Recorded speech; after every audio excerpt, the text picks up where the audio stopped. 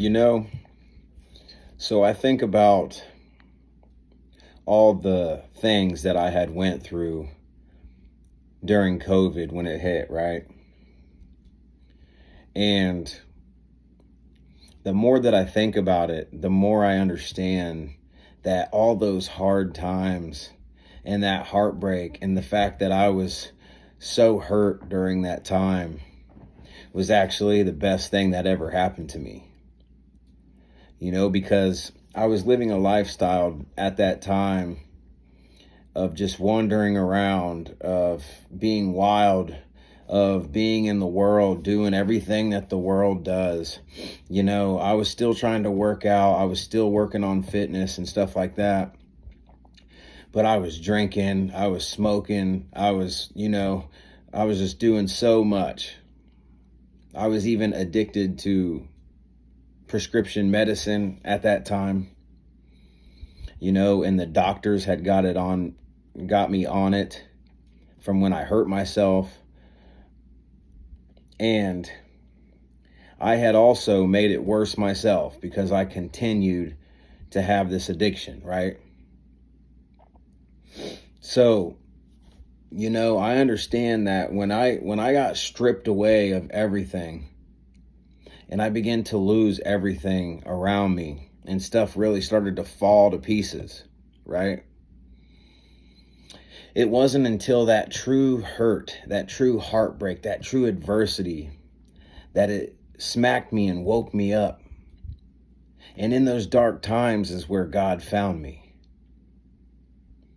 And he was not probably, but definitely, he was definitely trying to get my attention many times. And when I look back, I realize it now that there was many times during my life that he tried to get my attention and get me to understand that, his way was the only way, that his love was the only love that was going to truly satisfy me in the way that I was searching, right? And, I believe that heartbreak and disappointment and, setbacks and things that truly break your will, things that truly break your heart or hurt you or things like that, right? That those are really the catapults to your success as a human being. That although when it happens, it seems like, why me? And it hurts bad, right? But if you can understand, if you are going through that time, that it is going to be the very reason that is going to completely transform your life. I have been single now for 3.5 years, and I had taken so many losses during COVID, and I gained everything that I lost back except, a new partner.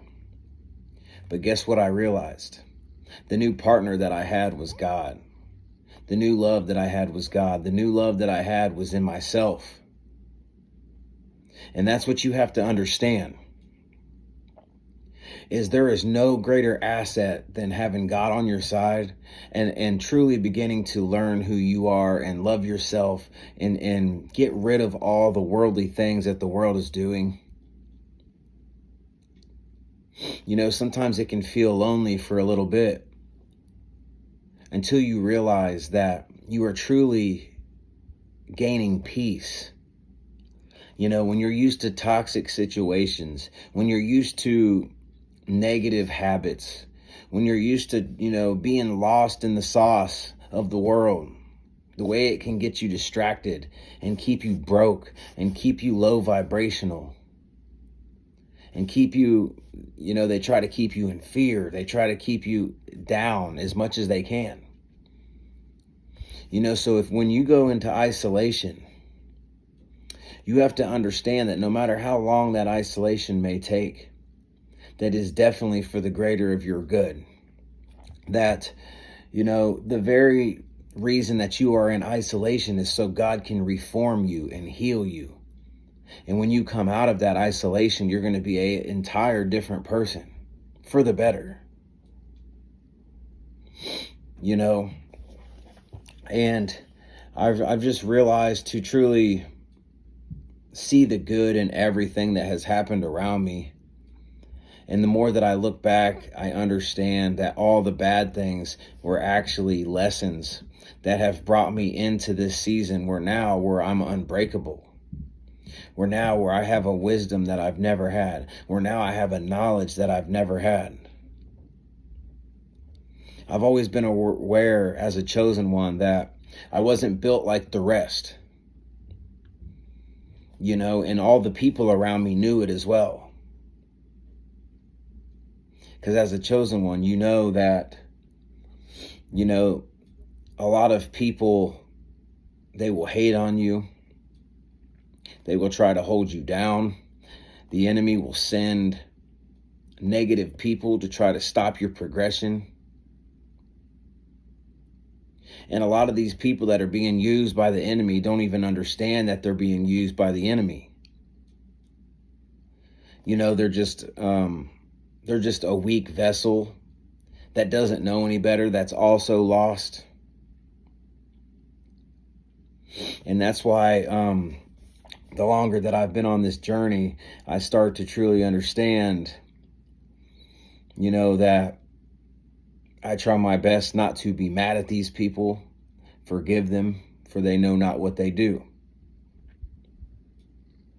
Because I remember the times when I was lost and had nobody, or I was just stuck in a mindset that I couldn't get out of. So I try to have grace for these people, even if they wronged me, because I think like God now. All the times that I have turned my back on God, all the times that he just wanted my love, all the times that he just wanted me to be my best self, to grow in him and to grow and become the person that I was supposed to be, to follow the purpose that I was supposed to have, the mission that I was supposed to have. And that's all he ever wanted for me. So the closer that I get to him,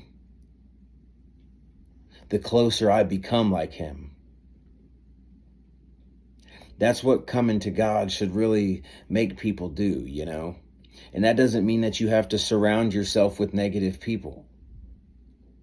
Because I don't. I've cut ties with many people, many things, many places I used to go, I don't go anymore. Many things that I used to do, I don't do anymore. And that's why when you're on this journey and you're in isolation, it's very important that not only do you lean on God to the best of your ability and you really heal first, but you begin to fill those gaps with positive actions that are going to push you into your purpose, push you into your destiny. Because God wants you to be your best self, right? He wants you to be the highest form that you can be. And, a lot of times the world can distract us from our mission. And that's why I also think that it's very important that we stick together. The world's getting crazy right now, and there's a lot of wars going on. There's a lot of things going on. And I think that us as chosen ones need to really link up, rather that be on phone calls, rather that be, whatever way that we can link up so that we can share knowledge with one another, have each other to talk about things that are going on right now. Because this is a time now where, we must have each other to stand on the word of God. Because as you know, the world will turn against you, as it already has as a chosen one. You know this. So when things really hit the fan out here, we need to have each other and understand that we can stand strong in our faith as a team, as an army.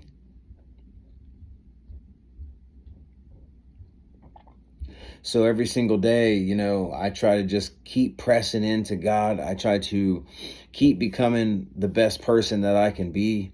I keep learning. I stay active. I stay in the gym. I stay putting in the work,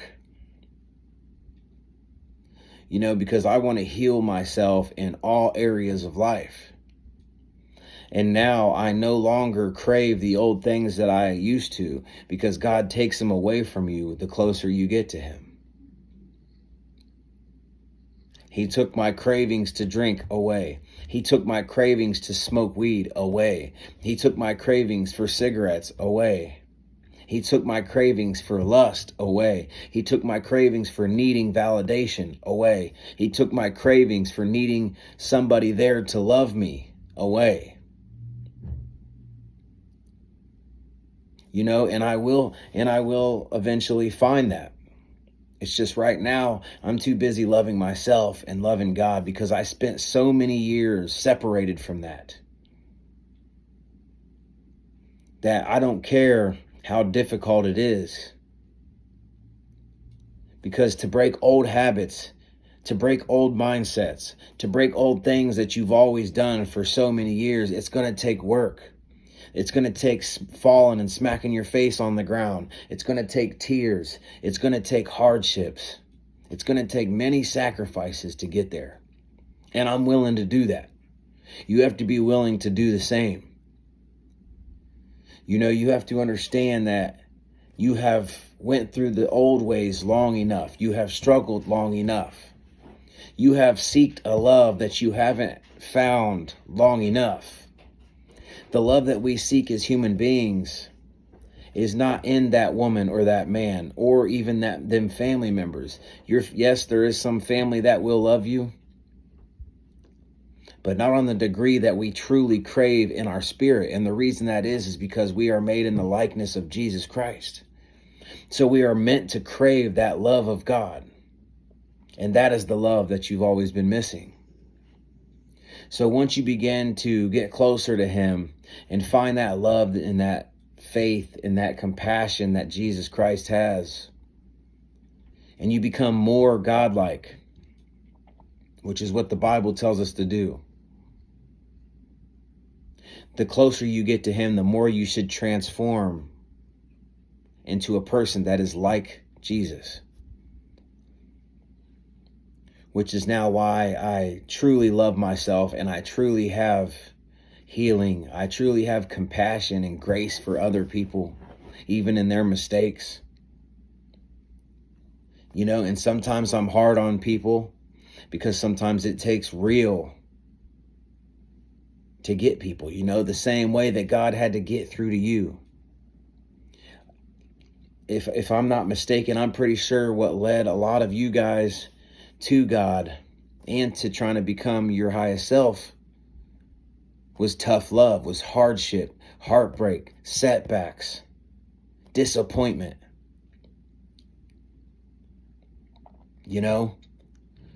It's those hardships that are lessons that teach us on what path we need to be walking down, because we get tired of being tired. We get tired of not having nobody. So I just wanted to make this message for you guys right now to let you know to, stay faithful in the madness. Don't be afraid to face adversity. And always stay focused on God, and always stay focused on you becoming as much like him as you can. And that it's okay to have setbacks. It's okay to not be perfect. And you need to just be working on things that can propel you into that person that you're meant to be. Seek purpose. Seek peace. And even seek adversity. If it's hard and you make it through it, it's going to strengthen your core. It's going to strengthen your mind, your spirit, your heart. It's going to strengthen everything. That's why I say the gym is so vitally important. So again, I hope you guys have a great day. Don't forget to stay focused, stay positive, stay blessed. You know, and I love you guys, man. And don't worry about everything that's going on around you. Just worry about you and God and your other chosen ones and the people that you truly love you and that you love. Rather that be us. You know, and again, I'll leave my email in the description if you want to have conversations, if you want to do a one-on-one phone call, if you want mentored in any type of way. That's why I dropped that last video, to help others, because I'm going to reach a level that's going to be hard for others to reach. You know, and when I get to that level, it's going to be hard to get this type of mentorship that I'm going to give. You know, I'm going to be so busy, or it's going to cost a lot more than what it does now. Because right now I'm not really, you know, and I won't necessarily be in it for the money. But once I'm at a certain level, then I will be, you know, mentoring other people that's at a higher level. And I will have more knowledge by then. So it will cost more for my time. You know, anytime you need knowledge, it's okay to pay for knowledge. Because the best knowledge that you're going to accumulate, other than God and Jesus and the Bible's knowledge, if you want to learn from other people's circumstances, if you want to learn how they made it out of certain situations, the type of mindset they have, the type of habits they have, and you want to lessen the learning curve of how long it's going to take you to get to that destination, then you have to pay for mentorship, just like the rest of us did. Successful people paid to get in the rooms, paid to get in places or around people that can mentor them. Because that little bit that you may pay right now will pay you for a lifetime, because knowledge and wisdom, it can't be, you know, it can't be lost. Once you got it, it's there for life. It just keeps paying you and paying you and paying you, and propels you to be in the person that you want to be. So I just want to drop this message on you guys real quick, you know, and give you some inspiration, let you know to stay strong and that I love you guys. And I'll see you on the next video, family. Salute.